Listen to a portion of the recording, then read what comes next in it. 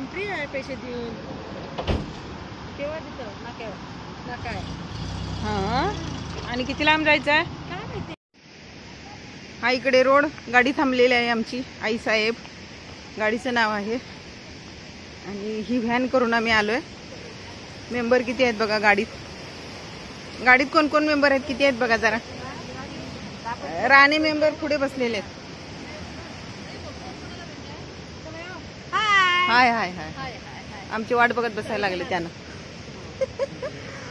हो बसा बसूया चला. सुरुवातीला जायला हा एंट्रन्स आहे. आम्ही आता बाहेर पडलो आणि इथून बघा इथून खाली उतरायचं ह्या पायऱ्या. हा इकडे व्हाळ छोटा धबधबा असा आहे व्हाळ टाईप. आणि इथून चालत जायचं एक 10 मिनिटाचा रस्ता आणि पुढे आहे हिरण्यकेशी मंदिर. चला चाललो आता कुठे आपण. हिरण्यकेशी मंदिर आहे. आमची एवढी सगळी गँग अजून पुढे चालतायत. एवढेच दिसत आहेत आता कॅमेऱ्यात. चला तर मग. आणि इथे आहे छोटे छोटे धबधबे मस्त मस्त आहेत ना. ते बघा पुढे पण पळत आहेत अजून.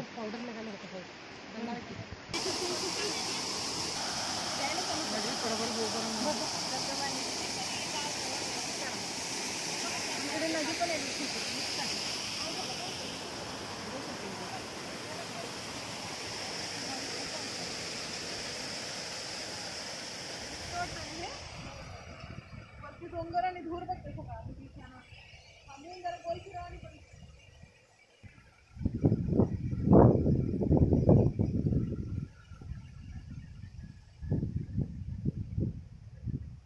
मस्तच ना. काहीतरी असं एक वेगळाच प्रकार आहे झाडांचा हा. आणि आंबोलीच्या हिरण्यकेशी या पॉइंटवर आता आम्ही चाललोय. आणि बघा जाता जाता अशी ही पूर अशी पसरलेले आहेत सगळी झाडं. एक वेगळं काहीतरी असं. आणि आता पाऊस थांबलाय. आम्ही गाडीतनं उतरलोय आणि चाललोय मंदिराकडे. हे सगळे पुढे गेलेत आणि मी चालते पाठीमागून त्यांच्या शूटिंग घेत. सगळीकडे असे हे आहे तशीच आहे ती झाडं.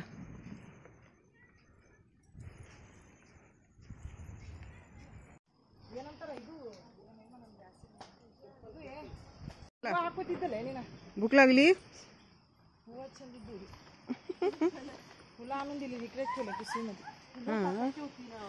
आणि पायाला किती थंड वाटतंय बघितलं. हे मस्त वाटतं होय ना.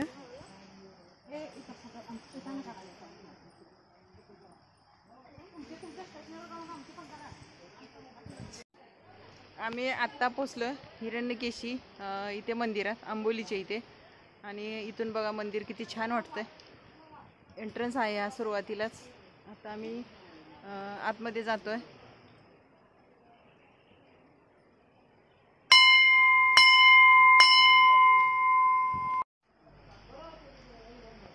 छानसं मंदिर. बारीक बारीक पाऊस पडतोय. आणि इथे एक जुनं असं झाड आहे. व कशाचं आहे मिक्स सगळी झाडं आहेत तिथे अशी मला वाटतंय. आणि मोठंच्या मोठं आहे. खूप जुनं आहे हे झाड. आतमध्ये ते पाण्याचं कुंड आहे. त्या पाण्यात पाय धुवायचे आणि मग आतमध्ये दर्शनाला जायचं असं आहे. तर छान वाटलं एकदम असं.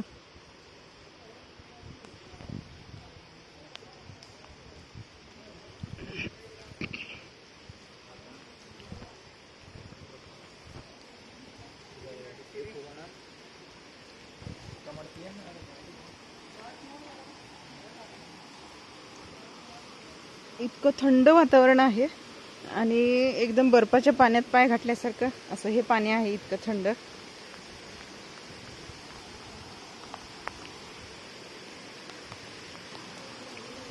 हा हा हा मस्तच मस्तच. पाऊस चालू झालेला आहे. आता मी चालले मंदिरात. इथे पाय धुतले आणि आता जाऊया दर्शन घ्यायला मंदिरात.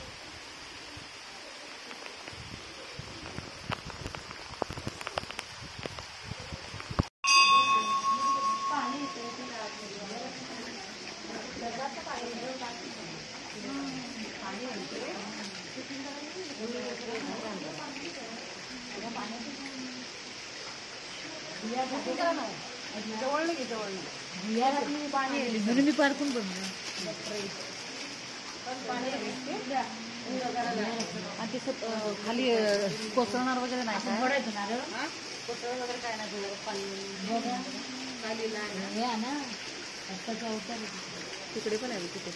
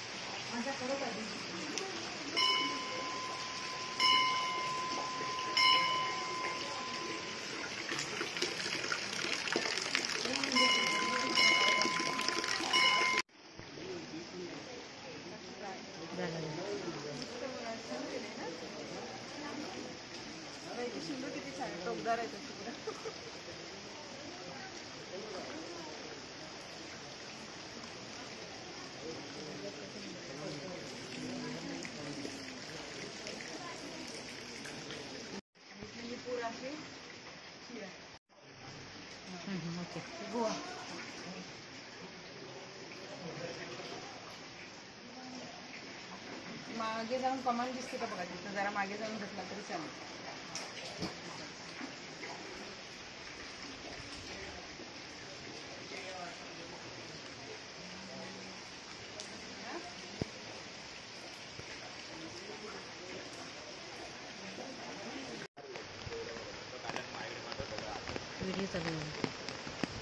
ह्याच्यातच फोटो पण येतात डायरेक्ट. हो ते मला कळेना.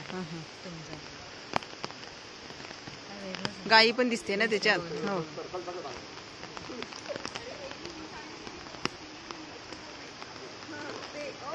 शंकराचं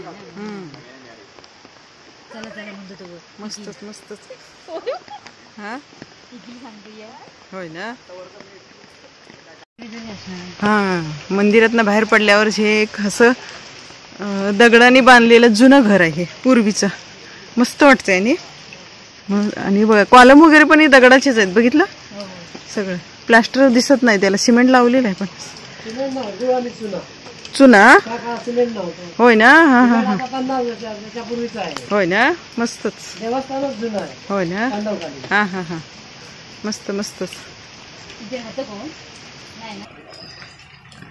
हे कसं हे वेंगुर्ला तालुक्यातलं वजराट म्हणून छोटंसं गाव आहे. वजराट वेंगुर्ला तालुक्यात वजराट म्हणून छोटंसं गाव आहे. त्या गावातले रामकृष्ण विनायक पेंडसे असे भटजी ब्राह्मण त्यांना 1938 देश स्वतंत्र होण्याच्या आधी 10 वर्ष त्यांना भारत पाकिस्तान कराची बांधीवरनं सँडिल्य नावाच्या ऋषीने जागा दाखवली. सँडिल ऋषीने त्याच्या आधीपासून देवस्थान होतं पण कोणाला ज्ञात नव्हतं. आणि त्यांना ते ब्राह्मण 4 ब्राह्मण घराघरे मसाल्याचा पदार्थ विकायला भोगले पैसे असे. त्यावेळी त्यांचा बिझनेस चालेला. अशावेळी त्याने सँडिल ऋषीने सांगितलं आंबोलीला जा, पूर्व दिशेला महादेवाचं स्वयंभू ठिकाण आहे ते शोधून काढ. त्यावेळी ते त्या वाडीपासून इथपर्यंत रोड नव्हता. रोड नसणार. बरोबर. ते पायवाट करत आले.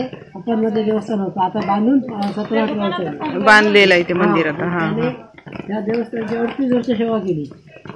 सेवेनंतर मग ते भटजी आपल्या वडिलांची अस्थी काशीला घेऊन गेले. काशीला तेव्हा काशीतनं त्यांना पुन्हा सँडल घेतलं. ही पण प्रतीक असे आहे मागे ती. तेव्हा ते रिटर्न आले. अस्थीचा कलश काशीतले घेऊन रिटर्न आले आणि ते वाहत्या पाण्यात तिकडे विसर्जन केलं. तेव्हापासून हे कोकणातले लोक घडे यायला लागले. होय ना. नाशिक त्र्यंबकेश्वर किंवा नरसिंहवाडीला जी कार्य होतात त्या सगळ्या विधी इथे होतात. फक्त भटजी आणायला लागतात. हो ना. आणि त्याने नाव दिला हिरण्य म्हणजे सोनं, केशी म्हणजे केस. पार्वती मातेला सोनेरी केसांची देवी अशी उपमा देऊन तिचं नाव नदीला दिलं. ही नदी इथून उगम पावते ही नदी. आणि ही आग्रा, गडिंगला, संकेश्वर अशी घटप्रभा मलप्रभा एकत्र होऊन पंचगंगा कृष्णाला मिळतात. कृष्णा नदी बंगालच्या उपसागराला मिळते.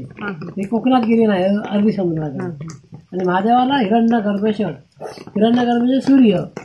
सूर्यासारखाचे जसं शंभू महादेव. हिरण्यकश्यप नाही, कश्यप राक्षस होता, त्याला भगवान श्री नरसिंह अवतारात पोट पाडून मारलं. त्याचा काही संबंध नाही. ही साक्षात शिवशक्ती. आणि ही आता तुम्ही बिल्डिंग म्हणताय त्या काळातच बांधली गुळ आणि चुन्यावर. होय ना. हा, काळ्या दगडाची. बरोबर. दगडाचं बांधकाम पुरा मस्तच. तुमचं गाव कणकवली. कणकवली. हो. चला, थँक्यू.